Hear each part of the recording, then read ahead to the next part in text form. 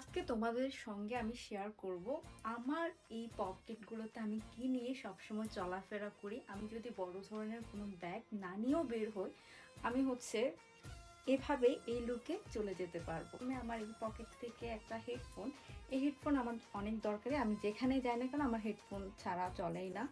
এরপর চাবি, চাবি ছাড়া তো বাসায় ঢুকতেই পারবো না। দেখো এই চাবির রিংটা কত সুন্দর, সাকুরা ফুলের থিম এবং ফুজি পাহাড়ের থিম দেওয়া রয়েছে।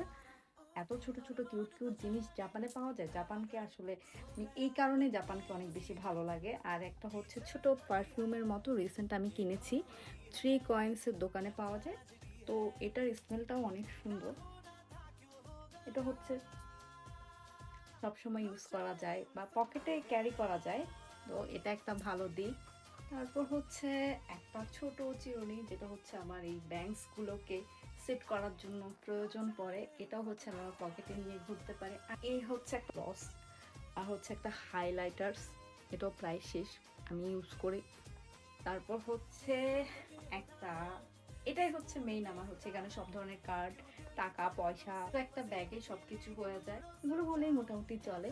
তো অনেকদিন আমি কোনো ব্লগ বা ভিডিও দিই না, নিজের ভয়েসে কিছু বলি না, তাই ভাবলাম আজকে বাসায় এসে তোমাদের সঙ্গে একটা ছোট ভিডিও শেয়ার করি। তাহলে আজকের মতো এখানেই বাই, পরের ভিডিওতে আবার দেখা হচ্ছে। বাই।